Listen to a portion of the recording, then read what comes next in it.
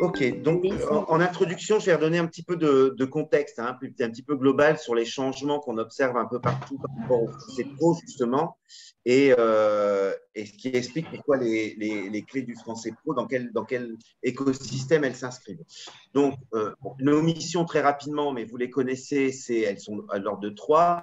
La première, c'est la promotion du français langue d'opportunité. Donc, c'est dans cette mission, finalement, dans le cadre de cette mission, que nous avons créé les clés du français pro. C'est de créer un écosystème favorable au développement des offres de cours de français pro et de vous accompagner pour répondre à des besoins de votre bassin de l'emploi au niveau sur chaque territoire. C'est un peu l'idée. Donc, on a les clés qui ont été créées dans le cadre de cette mission et c'est aussi tout le travail de communication que l'on fait tout au long de l'année, que vous allez retrouver gratuitement, bien évidemment. Donc, ça va être des podcasts, la chaîne YouTube, des témoignages, des articles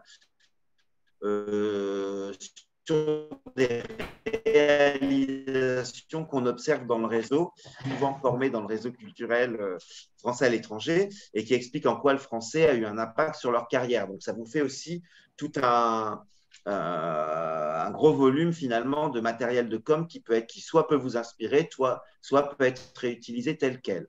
Notre deuxième mission, qui est la formation, donc la formation des professeurs et des examinateurs en France et à l'international, et notre troisième mission, qui est la certification. Donc, on voit bien qu'on a un système cohérent de la définition à la stratégie, 2, la formation des équipes, 3, la certification, qui est plutôt un indicateur qualité finalement sur les cours et qui permet de valoriser les cours.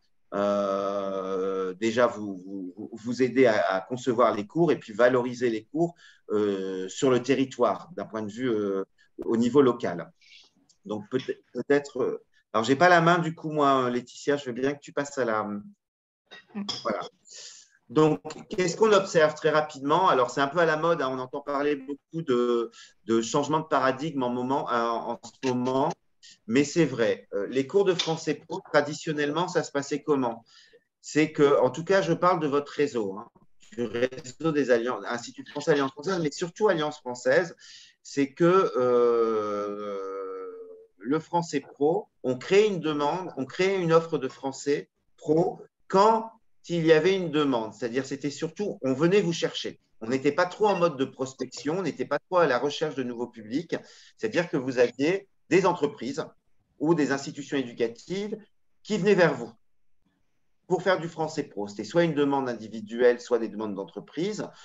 Vous répondiez à cette demande par soit des cours particuliers, soit des cours intra, soit même parfois des cours, vous intégriez, l'objectif était d'intégrer les particuliers, enfin les individus des entreprises dans vos cours de français langue générale. Et quand l'entreprise voulait vraiment du spécifique, là, vous modélisiez quelque chose. Donc voilà, ces cours particuliers, cours intra, c'était l'inconvénient, c'est qu'à chaque fois, on réinvente la roue, donc ça coûte un peu cher en ingénierie de formation. Vous avez des difficultés à standardiser à standardiser vos offres. Ça, c'était souvent le cas pour lequel on répondait, on faisait du français pro dans une alliance. On venait nous chercher. Alors, je force un peu le trait, hein, mais 80% des cas, c'était ça. Et un autre cas de figure qu'on retrouvait souvent dans les alliances, c'est que vous recrutiez un enseignant qui était passionné et qui était spécialisé, qui avait été formé ou qui avait un double cursus. Donc ça, c'est l'enseignant, en fait, qui poussait un peu à créer des cours. Il avait même l'Alliance française de Paris avait ça encore il y a une quinzaine d'années. On avait l'enseignant spécialisé, il y avait un cours catalogue, un cours de spécialité, français juridique, français des affaires, etc. Alors quand je parle de mineurs en français, c'est plutôt dans les universités. Mais en tout cas, dans les alliances, c'était parfois on arrivait à ouvrir un cours catalogue parce qu'on avait cet enseignant passionné. C'était rarement peu pérenne parce que quand l'enseignant partait, le cours disparaissait. Et on pointait automatiquement les niveaux avancés. Donc ça, c'est ce qu'on voyait traditionnellement. Depuis 10-15 ans, ça change énormément. Et depuis 2 ans, on est vraiment à la vitesse supérieure. Si tu peux… Oui, il y a un petit décalage, je pense. Moi, je vois toujours la… Voilà. Depuis une dizaine d'années, mais vraiment, dizaine d'années, c'est large. Là, c'est vraiment cette année, on le voit. Entre l'année dernière et cette année, je vois vraiment un changement. On est vraiment dans le changement de paradigme. Donc, il y a eu pas mal de choses qui sont passées. Il y a dans le monde entier un peu une baisse des effectifs sur les cours traditionnels, je dirais, plus classiques. En français général, ça dépend des zones géographiques, hein, bien évidemment. Il y a eu un plan francophonie économique lancé par le président Macron il y a déjà quelques années. Il y a un besoin d'aller chercher de nouveaux publics, en tout cas dans les politiques, dans les axes stratégiques des institutions mères. On va bien apparaître la définition, la recherche de nouveaux publics, que ce soit enfants, etc. Mais le pro rentre bien là-dedans. Il y a un attrait, une communication qui est faite sur les pays francophones de plus en plus forte et un attrait des entreprises économiques pour les pays francophones. Il y a la nouvelle route de la soie, il y a pas mal de choses qui changent aussi. Il y a beaucoup, nous on voit très bien dans beaucoup de pays, des entreprises qui sont en train de perdre des marchés d'Afrique francophone parce qu'elles n'ont pas d'employés de locuteurs francophones dans leurs équipes. Donc voilà, il y a tout un écosystème qui se met en place. Et puis, il y a aussi comment dire, le résultat des démarches qualité, des formations qui commencent à voir le jour. Donc, c'est quoi? Qu'est-ce qui change vraiment? C'est qu'on n'est plus du tout dans une logique de demande, en tout cas de moins en moins. Les alliances n'attendent plus que les entreprises viennent vers elles. Bon, il y a des besoins économiques derrière, hein, bien évidemment. C'est-à-dire, OK, on doit aller chercher de nouveaux publics. Là, il faut y aller. Donc, d'une politique un peu passive, j'ai envie de dire, où on attend que l'entreprise vienne nous chercher, on arrive à une politique d'offres, on crée des offres structurées et on va vers les entreprises, on va les chercher. Ça ne veut pas dire que ça ne se faisait pas avant. J'y suis pas encore allé. Pardon. Ça ne veut pas dire que ça ne se faisait pas avant, mais ce n'était pas systématique. Là, il y a toute une démarche qui se met en place. Quand on passe d'une logique de la demande à aller quasiment, non pas avec un court catalogue, mais quasiment aller chercher de nouveaux publics, ça veut dire quoi? Ça veut dire qu'on a une posture qui change. Il faut analyser son marché, il faut analyser les opportunités. Et une opportunité, on ne la laisse plus passer. Il faut la saisir rapidement. Il faut être très réactif. Pour ça, on voit qu'il y a de plus en plus de création de partenariats, une création de partenariats en amont. Quand je parle de partenariat, c'est quel partenariat on peut mener en amont avant même de créer une offre pédagogique. Et il y a une révision des argumentaires et du plaidoyer langue française. Ça fait 30 ans qu'on a les mêmes réflexes, que oui, on donne des cours de qualité, nos enseignants sont très bien formés, nos cours sont indexés sur le CECR, etc., etc., etc. Là, l'argumentaire, il doit être complètement revu. Les nouvelles cibles, elles sont pas et même les jeunes, hein, ils sont plus du tout sensibles à ce genre d'argumentaire. Donc, il faut revoir son argumentaire pour arriver à des offres qui vont être revues, des offres étoffées. Quand je parle d'offres, c'est des offres complètes, c'est pas seulement l'offre pédagogique. Et on part aussi vers une prescription des offres. On fait en sorte de trouver des partenariats pour que les offres soient prescrites. Donc voilà, je vais un peu vite, je caricature un peu, mais globalement, avant, il y a 15 ans, on n'était que sur une réponse pédagogique. Maintenant, on est sur une réponse stratégique. Ça devient des projets d'établissement. Ça devient des projets d'établissement, le développement du français pro. Donc, ça veut dire ce n'est pas seulement une ingénierie pédagogique, il y a une ingénierie partenariale qui se met en amont. Est-ce que tu peux, et on le voit vraiment, hein, le nombre de pays, ça augmente vraiment, vraiment, vraiment ces 2 dernières années. Je rappelle très vite, quelles sont vos cibles en français pro? Alors, le français pro, c'est pour les entreprises, c'est des niveaux avancés, c'est qu'à partir du B1, du B2, tout ça, c'est fini. C'était déjà pas vrai à l'époque, mais là, on commence à voir que les gens l'ont compris. Il y a 2 grandes cibles en français professionnel. La première cible, qui est pour moi une des plus importantes, qui est la cible étudiant. Donc, soit vous réfléchissez à une offre pour nouer des partenariats, mais des partenariats commerciaux cette fois-ci, avec des établissements de formation initiale, des facultés, des lycées hôteliers, des écoles de mode, des business schools, etc.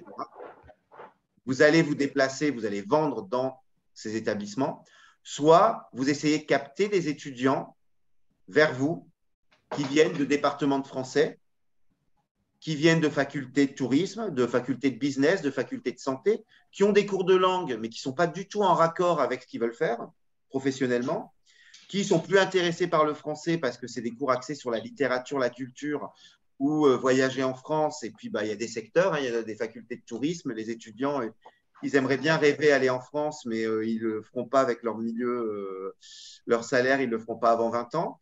Donc, les niveaux de français, les contenus sont plus vraiment adaptés.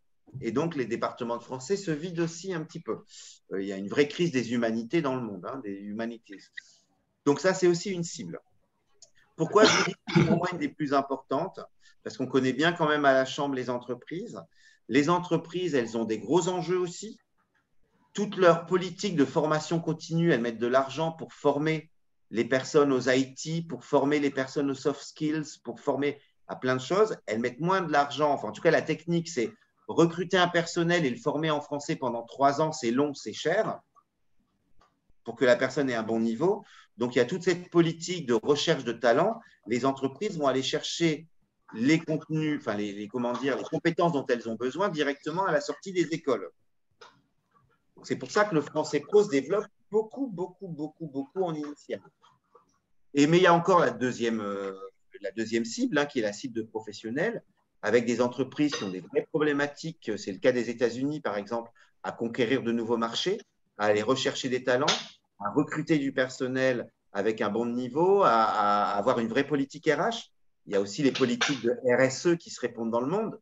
Donc, une fois qu'on a recruté les gens, il faut avoir une vraie politique de recrutement, de mobilité, de motivation, etc. Et les langues rentrent un peu là-dedans. Donc là, votre public, client, ça va être les entreprises en direct. Pareil, les entreprises, on les cible, industrie touristique, des administrations pour les relations internationales, du commercial, du centre d'appel, etc. Et puis du public individuel. Encore une fois, à chaque fois, vous voyez, pour les grandes cibles, il y a le public entreprise et le public individuel. Des personnes qui vont être en recherche d'emploi, de mobilité, d'évolution. C'est beaucoup les métiers, en bon français, du front office. C'est les métiers du face-à-face. Surtout en tourisme, parce qu'ils sont face-à-face avec le touriste francophone. Donc, je vais très vite, mais c'est bien de remettre un petit peu… et pour terminer, qu'est-ce que nous, on voit au niveau des offres qui se développent énormément?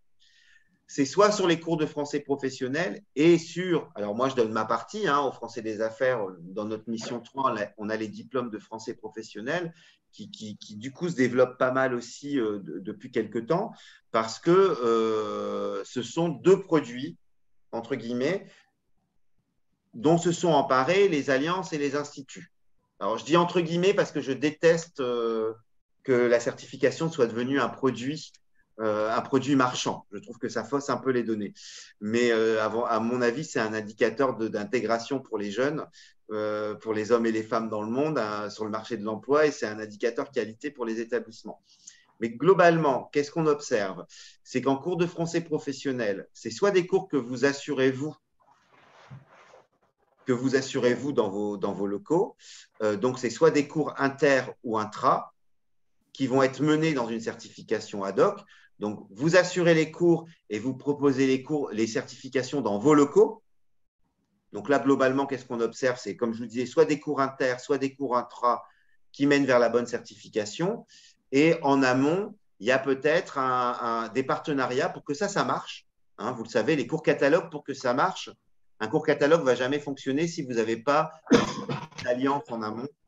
Donc, c'est des partenariats avec des accords cadres. Bariloche et Salta, elles sont plein dedans, elles pourront l'illustrer très, très bien, jusqu'à du mentorat d'entreprise. Donc, on adore ce projet. Donc, il y a des partenariats, des accords cadres qui sont mis en avant pour vous aider dans l'analyse des besoins, pour vous aider à gagner en notoriété sur votre territoire et pour vous aider à diffuser votre offre de formation dans les bons canaux de communication. Ça, c'est le premier format. Un autre format, l'entreprise ou l'université n'ont pas de cours de français. Donc, vous pouvez leur proposer, vous, des cours de langue, des cours de français pro. Je parle toujours de cours de français pro, moi, je ne parle pas de FLE.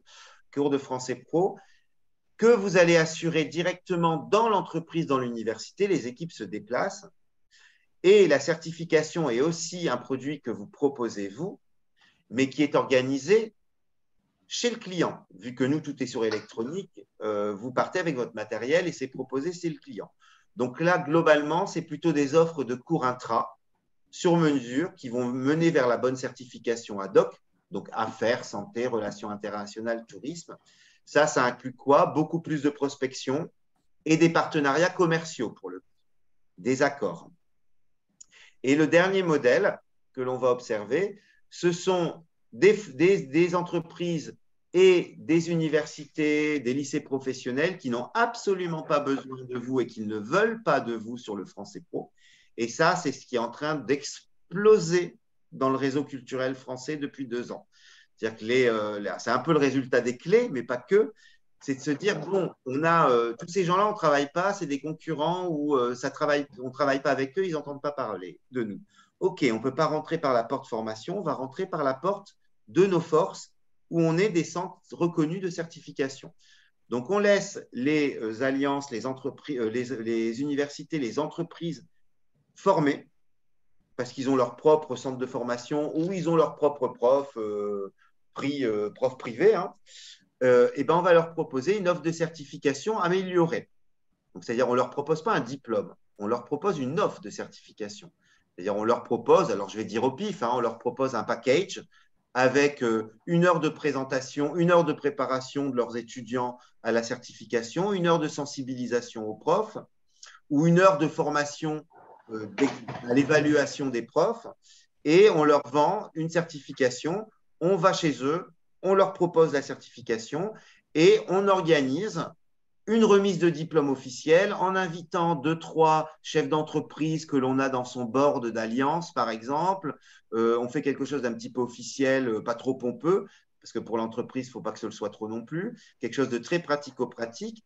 Et on fait de la remise de diplôme et c'est l'alliance qui est, vous voyez, on remet, la certification devient vraiment une offre à part entière. Donc, c'est vraiment les 3 grandes offres standardisées qu'on commence à voir apparaître. C'est des choses, d'ailleurs, il n'y a rien de nouveau sous le soleil. Hein, c'est des choses que vous aviez parfois dans le FLE, dans les offres plus classiques, mais il faut les adapter, il faut adapter le plaidoyer et l'argumentaire aux entreprises. Voilà pour ma partie, me semble-t-il. Mais je voulais vraiment remettre un petit peu, le contexte. Merci beaucoup. Merci Alexandre. Du coup, je vais continuer en vous parlant plus spécifiquement donc, des clés du Français Pro.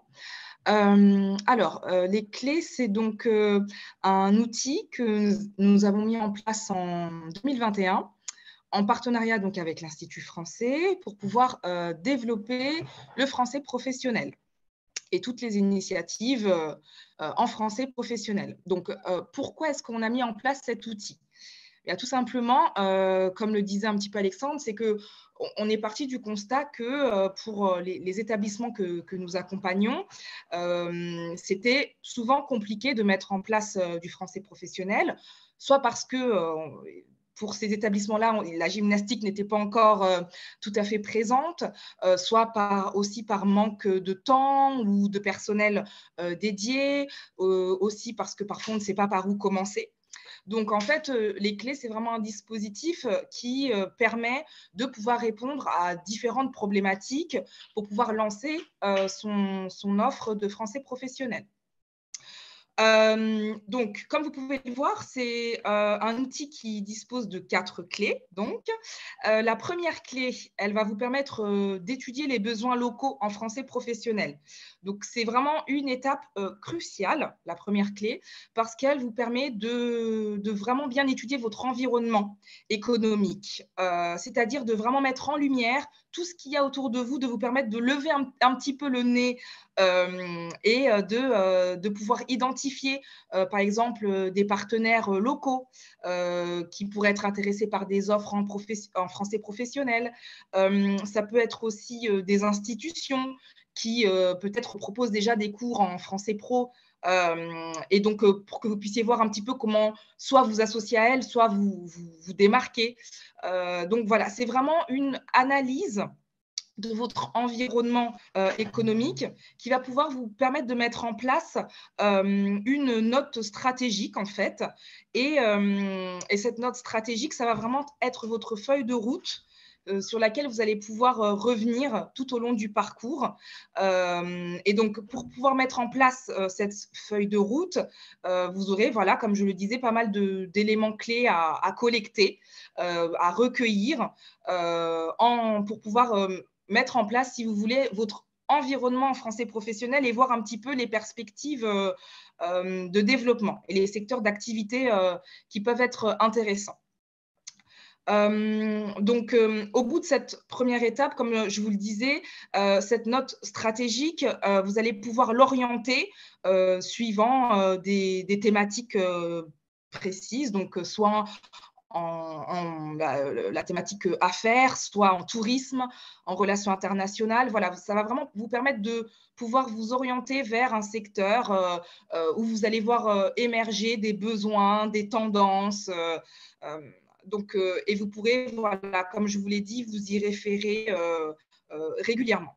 La deuxième clé, c'est une clé qui va vous permettre de définir votre offre de cours en français professionnel. Donc là, c'est une clé aussi très intéressante parce qu'elle va vous permettre d'étudier vos publics cibles, leurs attentes, leurs besoins, mais aussi de mettre en lumière vos forces et vos faiblesses, parce que c'est important de savoir en quoi on est une valeur ajoutée et puis les petits points où il faut s'améliorer, justement pour pouvoir se démarquer des concurrents et pouvoir se différencier en fait. Donc, cette deuxième clé va vous permettre de faire ça. Ensuite, pour la troisième clé, c'est une identification donc, des besoins de formation des équipes. Là, vous allez vraiment pouvoir vous concentrer en interne sur les besoins de formation qu'il peut y avoir. Donc, repérer, par exemple, des personnes qui ont déjà une approche du français professionnel et que vous allez pouvoir continuer d'appuyer, mettre en avant, qui pourront peut-être être moteurs pour les autres. Et puis aussi identifier les besoins en français professionnel. Peut-être que vous aurez dans votre équipe des personnes qui vous diront bah voilà, moi je serais vraiment, j'ai pas vraiment de notion, mais je serais intéressée pour pouvoir être formée. Donc vous allez pouvoir faire une petite cartographie des besoins et des compétences qui sont déjà là pour pouvoir mettre mettre à profit votre projet et pouvoir bien poser les bases de votre projet en français professionnel. Ensuite, pour la quatrième clé, donc là, c'est vraiment, on va dire, la mise en lumière de toutes les étapes que vous allez pouvoir faire tout au long de ce dispositif. Donc, c'est élaborer une stratégie de promotion de l'offre. Voilà, c'est comment vous allez en fait mettre en avant tout ce que vous avez réalisé au cours des 4 étapes, comment vous allez communiquer dessus. Ça peut être aussi des événements que vous allez réaliser au sein de vos établissements, du networking. Voilà, il peut y avoir plein de choses à réaliser pour pouvoir mettre en place cette promotion de l'offre. Et cette clé 4, eh bien, on est là justement pour vous accompagner et pour pouvoir voir ensemble déjà de qu'est-ce que vous avez envie de mettre en place, parce qu'il y a peut-être des choses que vous avez plus envie de réaliser que d'autres, quels sont les moyens à disposition et voilà, comment est-ce qu'on peut vous accompagner là-dedans. Donc, voilà pour la présentation des 4 clés. Ce qu'il faut savoir, c'est que à chaque étape du projet, vous êtes accompagné donc à la fois par l'Institut français qui, à l'initiative au début du projet, donc sélectionne les demandes et les projets en français professionnel et ensuite nous les transmet. Voilà, une fois que l'Institut français nous a proposé des propositions d'accompagnement en français professionnel, nous, on est en échange permanent avec vous au sein du Français des Affaires, donc Alexandre et moi, et il y a aussi 2 autres chefs de projet qui sont là pour pouvoir vous accompagner dans le cadre de ce dispositif. Donc, on fixe ensemble un calendrier commun pour les 4 clés, donc pour les réunions de restitution des 4 clés. On vous fournit aussi à chaque étape des fiches conseils pour pouvoir en fait vous aider à recueillir tous les éléments que je viens de lister pour les 4 clés. Donc voilà, vous inquiétez pas, il y a vraiment des outils qui sont là à votre disposition, des outils méthodologiques en fait, pour vous aider à avancer à chaque clé, pour collecter les bonnes infos et pour pouvoir les analyser et vraiment tracer cette feuille de route dont je parlais aussi tout à l'heure. Et donc, nous, ensuite, une fois que vous avez collecté tous ces éléments grâce aux outils qu'on vous fournit en interne, on les analyse, bien entendu, pour pouvoir en faire une synthèse et pour pouvoir échanger ensemble là-dessus lors de la réunion de restitution. Donc voilà, la réunion de restitution, à chaque étape des clés, c'est vraiment un moment d'échange qui nous permet de revenir en fait sur votre travail méthodologique, sur comment vous avez vécu chaque clé, ce que vous avez pu en tirer, les avancées, les éventuels blocages. Donc voilà, ça nous permet vraiment de tout mettre à plat. À chaque étape, on prend ce moment ensemble de réflexion, d'analyse, d'échange, de partage pour qu'en fait, vous puissiez aller plus loin à l'étape suivante. Et donc, nous, bien sûr, et je pense que vous le sentez un peu dans tout ce que je viens de dire, on est là vraiment pour vous permettre de prendre de la hauteur sur cette offre en français professionnel, prendre du recul, parce que parfois, c'est vrai qu'on a le nez dedans, on est affairé à plein de choses, et c'est souvent difficile. On sait que l'activité peut être vraiment dense pour vous pendant l'année, et c'est souvent difficile justement d'avoir ces petits moments où on se pose et on réfléchit un petit peu sur où on va. Et donc, nous, on est vraiment là, pour vous aider à cela. Et d'ailleurs, ça me fait penser à ce que disait, il me semble, Graciela lors de notre dernière réunion de restitution. C'était pour le bilan à 6 mois. Graciela nous disait que justement, elle revient à chaque fois sur les notes qu'elle a pu prendre lors de nos réunions de restitution. Et ça, c'était vraiment quelque chose, moi, qui m'a marqué parce que c'est vraiment ce vers quoi on veut que vous alliez.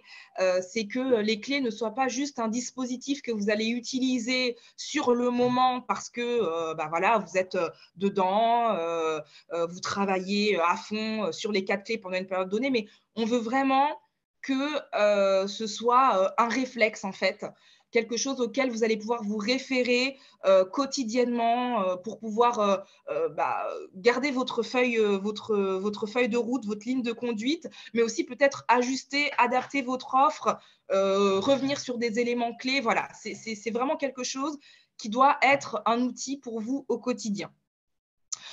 Ensuite, ce qui est aussi très important, c'est qu'il y ait en fait un coordinateur qui soit nommé pour pouvoir bien veiller au bon déroulement du projet. C'est vrai que c'est quelque chose qu'on a pensé en interne après avoir fait quelques clés, tout simplement parce que on a eu des désistements, des petits problèmes de régularité parfois pour certains accompagnements. Et donc, pour éviter aussi une perte de motivation, c'est vrai qu'on s'est dit en interne que ce qui est bien, c'est qu'il y ait une personne référente. Voilà, quand on a un accompagnement de plusieurs établissements, comme c'est souvent le cas, on essaie de faire en sorte qu'il y ait, c'est vraiment ce qu'on vous demande, qu'il y ait au moins une personne référente qui va en fait être la personne qui va fédérer le groupe, qui va pouvoir rassembler les ressources nécessaires, qui va pouvoir animer, motiver les équipes quand il y en aura besoin, et puis être le point de contact principal pour nous, pour pouvoir faciliter les échanges et faire en sorte qu'on ne perd aucune information capitale. Voilà, ça c'est vraiment quelque chose auquel on tient pour la bonne gestion du projet. Donc là, comme vous pouvez le voir, c'est un exemple d'illustration des outils qui sont mis à votre disposition. Là, vous pouvez le voir pour la clé 1. Donc, les fiches conseils qu'on peut trouver sur notre site internet, parce que je ne vous l'ai pas dit tout à l'heure, mais donc nous, on vous propose des fiches en interne pour un suivi vraiment plus poussé, plus spécialisé, mais le dispositif des clés du français pro, il est aussi en accès libre sur notre site internet. Donc, c'est-à-dire que tous nos centres partenaires dans le monde peuvent avoir accès à une version plus on va dire, pas limitée, mais peut-être moins dense que celle que nous, on peut vous fournir dans le cadre de l'accompagnement. Et donc, sur le site Internet, il y a aussi des fiches conseils.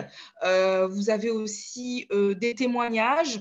C'est des témoignages vidéo en général de personnes qui travaillent dans les alliances françaises, des instituts français et qui ont mis en place des offres de français professionnels et qui donc témoignent de leur propre expérience pour pouvoir vous aider en fait à chaque clé. Donc, c'est des témoignages qui sont vraiment rattachés à chaque clé et donc qu'on vous invite aussi à aller regarder, consulter, étudier lors aussi de nos réunions, en amont de nos réunions de restitution. Donc, il y a à la fois l'apport spécifique que nous, on vous envoie en interne, mais on vous conseille, on vous demande aussi d'aller sur notre site Internet pour que vous puissiez voir aussi les outils qu'on met en place pour vous accompagner à chaque clé. Donc, comme je le disais tout à l'heure, il y a donc un calendrier qu'on fixe ensemble lors du début de l'accompagnement. Donc, en général, c'est une restitution pour chaque clé tous les 2 mois. C'est ce qu'on essaie de faire. L'idée, c'est de vraiment essayer de tenir la cadence, de respecter ces 2 mois parce qu'on s'est aperçu aussi que quand on laisse passer un peu trop de temps, c'est vrai qu'on perd un peu des informations, on peut perdre aussi un peu de motivation, un peu d'engouement, d'entrain. Donc, c'est dommage. L'idée, c'est que ce soit continu et que cette émulation puisse perdurer de façon bien soutenue. Donc, on conseille vraiment d'avoir un rythme assez régulier dans les restitutions. On essaie de faire en sorte au maximum d'éviter que ça s'espace trop. Ensuite, on vous propose aussi à la fin de l'accompagnement pour les 4 clés, on vous propose un bilan à chaud. En fait, qu'est-ce que c'est? C'est tout simplement un questionnaire de satisfaction qu'on vous envoie à la fin de l'accompagnement pour que vous puissiez bien nous dire ce que vous avez pensé du dispositif, voilà, les points qui ont été vraiment positifs pour vous, ce qui a été vraiment utile et puis éventuellement les améliorations qu'on peut mettre en place. Et enfin, on vous propose aussi un bilan à froid à 6 mois qui, là, nous permet beaucoup plus de voir les initiatives que vous avez pu développer suite à l'accompagnement, donc les initiatives en français professionnel, tout ce que vous avez pu réaliser. Ça peut être plein de choses, ça peut être des événements en français professionnel, ça peut être des offres de cours qui se sont vraiment consolidées, ça peut être des partenaires que vous avez réussi à approcher pour mettre en place une offre en français professionnel. Voilà, c'est plein d'éléments que vous pouvez réaliser et qui nous tiennent à cœur de connaître et de pouvoir aussi partager par la suite et puis pour qu'on puisse vous suivre aussi sur le long terme. Voilà, l'idée, c'est qu'on ne soit pas simplement sur un accompagnement pour les 4 clés et puis ça s'arrête là. C'est vraiment d'avoir un suivi aussi et un échange sur vos besoins sur du long terme. C'est ça aussi l'objectif des clés du français pro, c'est de créer cette communauté en français professionnel, cet accompagnement sur du long terme. Alors, après 2 ans du coup de mise à disposition finalement de cet outil, on peut se demander est-ce que ça fonctionne? Est-ce que les clés finalement nous permettent de répondre aux objectifs qu'on a mis en lumière, c'est-à-dire de pouvoir vraiment développer le français professionnel, développer des initiatives, donner des outils pour pouvoir concrètement avancer dans chaque établissement? Eh bien, oui, on a vraiment pu donc identifier des belles réussites au cours de ces 2 premières années de lancement. Et c'est ça que je voulais aussi vous partager aujourd'hui pour que vous voyez que les français professionnels, les clés du français professionnel, ça fonctionne. C'est vraiment utile pour les établissements que nous avons accompagnés. Donc, on a accompagné plus de 15 établissements, plus de 15 alliances françaises et d'instituts français. Et donc, pour tous ces établissements, on a eu vraiment de belles réussites. Là, par exemple, comme vous pouvez le voir, il y a eu des formations en FOSS qui ont été mises en place. Donc, c'était le cas pour la Corée du Sud, qui a souhaité s'initier aux FOSS pour le français des affaires. On a aussi eu des formations en Corée du Sud, pour la Malaisie, l'Indonésie ou encore les Philippines. On a aussi des offres de cours en français professionnel qui se sont mis en place. Donc, pareil, la Corée du Sud qui a mis en place des offres de cours en français des relations internationales. Pour l'Arabie Saoudite, c'était plus des offres de cours axées tourisme. Donc là, c'était l'axe stratégique qu'eux, ils avaient choisi. Donc, ils sont allés au bout de ce parcours-là et ils ont proposé des offres de cours en tourisme. Et je souhaite aussi mettre en lumière les États-Unis, notamment pour l'Alliance française de Miami, qui a mis en place des cours de français professionnel auprès d'entreprises, notamment auprès de LVMH, qui les a contactés dernièrement parce qu'ils avaient démarché LVMH dans le cadre du dispositif des Français professionnels. Ça faisait partie des partenaires qu'ils avaient listés dans leur environnement, hein, ce dont je vous parlais pour la clé 1, quand on fait cette cartographie un petit peu de notre environnement économique, des partenaires qu'on a autour de nous. Et l'Alliance française de Miami avait mentionné l'envie de travailler avec LVMH et avait mis en place tout un dispositif pour pouvoir les approcher. Et LVMH a répondu favorablement, donc ils vont pouvoir mettre en place cette offre de cours. Donc voilà, c'est pour vous montrer que ça fonctionne et qu'il y a de belles réalisations. Donc, les clés du français pro, c'est aussi des campagnes de communication. Hein, c'est ce que je vous disais en bout de parcours avec la clé 4. C'est ce qu'on peut mettre en place pour mettre en lumière ce que les établissements réalisent dans le cadre du dispositif. Il y a aussi des événements autour du français pro qui ont été mis en place, notamment au Mexique. C'est l'Alliance française de Mexico, il me semble, qui a organisé un événement qui s'appelle Hippocrate parle aussi français. Et donc, pendant cet événement, ils ont pu présenter leur offre de cours en français professionnel pour des professionnels de la santé. Voilà, ça leur a permis de mettre en lumière leur travail autour de la santé. Donc, on a aussi un projet de label qui a été mis en place en Arabie Saoudite, le label Ici, on parle français. Et je voudrais donc clôturer cette série de réussites avec l'ouverture de centres agréés pour les diplômes de français professionnels.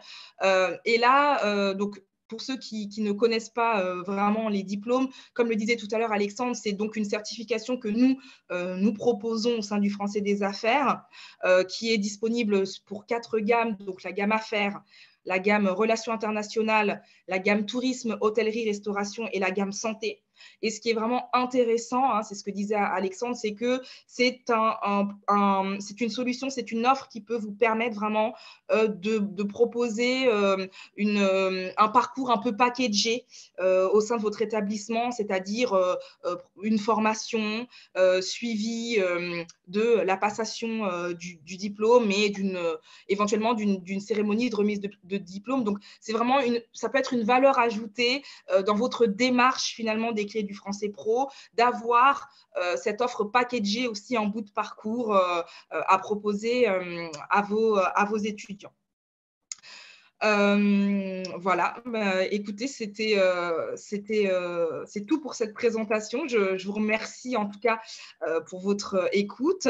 Et on est là maintenant, Alexandre et moi, pour pouvoir répondre à toutes vos questions et à tous vos besoins, si vous en avez.